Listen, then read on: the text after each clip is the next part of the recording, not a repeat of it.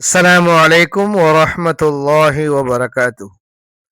அன்பிற்கினிய சகோதர சகோதரிகளே, நாம் செய்யக்கூடிய நல்ல அமல்கள் அல்லாஹுவிடத்திலே அங்கீகரிக்கப்பட வேண்டுமேயானால் அதற்கு இரண்டு நிபந்தனைகள் இருக்கிறது. ஒன்று, இஹ்லாஸ், மன தூய்மையோடு அல்லாஹ்வுக்காக வேண்டி செய்கிறேன் என்ற எண்ணம். இரண்டாவது, குர்ஆன் சுன்னாவிற்கு ஒப்ப இருக்க வேண்டும்.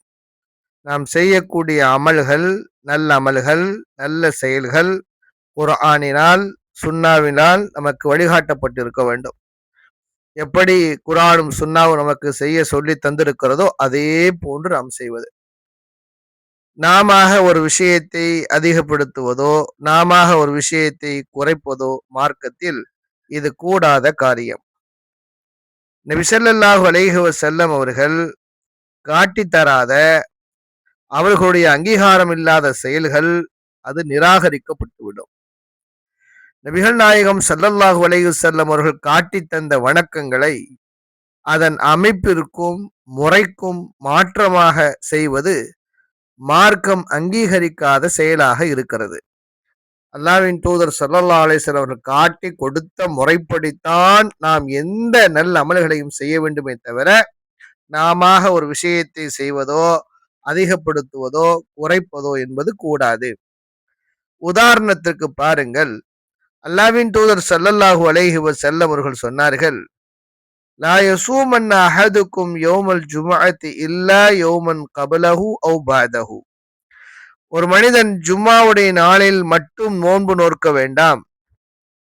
அதற்கு முன்னாலோ, அதாவது வியாழக்கிழமையும் வெள்ளிக்கிழமையும் அல்லது வெள்ளிக்கிழமையும் சனிக்கிழமையும் நோன்பு வைத்தாலே தவிர, தனியாக வெள்ளிக்கிழமை மட்டும் நோன்பு வைப்பது என்பது கூடாது என்று வந்திருக்கிறது. ஒருமுறை அல்லாஹ்வின் தூதர் ஸல்லல்லாஹு அலைஹி வஸல்லம் அவர்கள் அன்னை ஜுவைரியா ரலியல்லாஹு அன்ஹா அவருடைய வீட்டிற்கு வந்தார்கள். ஜும்மாவுடைய நாள். அன்னையார் நோன்பு வைத்திருந்தார்கள். அல்லாஹ்வின் தூதர் ஸல்லல்லாஹு அலைஹி வஸல்லம் இடத்திலே கேட்டார்கள், நேற்று நீங்கள் நோன்பு வைத்தீர்களா? வியாழக்கிழமை நோன்பு வைத்தீர்களா? இல்லை யா ரசூலல்லாஹ். சரி, வெள்ளிக்கிழமை வைத்திருக்கிறீர்கள், சனிக்கிழமை நோன்பு வைக்க வேண்டும் என்ற எண்ணம் இருக்கிறதா என்று கேட்டால் அதற்கும் இல்லை என்று சொன்னார்கள். அப்படியானால் நோன்பை விட்டுவிடு என்றார்கள். அன்னையார் அவர்கள் நோன்பை விட்டுவிடவும் செய்தார்கள். ஏன்? வெள்ளிக்கிழமை தானே, நோன்பு வைத்தால் என்ன, நல்லது தானே? இல்லை.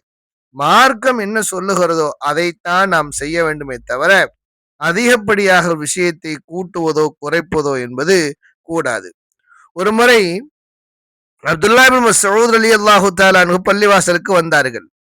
சிலர் வட்டமாக அமர்ந்திருந்தார்கள். அவர்களிடத்திலே சிறு கற்கள் இருந்தது. அவற்றின் மூலமாக தக்பீர், அல்லாஹு அக்பர், லா இலாஹ இல்லல்லாஹ், சுபஹான் அல்லாஹ் என்று கற்களை வைத்து அவர்கள் எண்ணிக்கொண்டு இருந்தார்கள். கணக்கிற்காக வேண்டி, எத்தனை சொல்லுகிறோம் என்று எண்ணுவதற்காக வேண்டி. அதை பார்த்துவிட்ட அப்துல்லா இப்னு மஸ்ஊத் ரலியல்லாஹு தஆலா சொன்னார்கள், உங்களுடைய பாவங்களை நீங்கள் எண்ணிக்கொள்ளுங்கள் என்றார்கள். உங்களுடைய பாவங்களை நீங்கள் எண்ணிக்கொள்ளுங்கள். ஃபஉத்து ஸய்யாத்திக்கும், பாவங்களை நீங்கள் எண்ணிக்கொள்ளுங்கள்.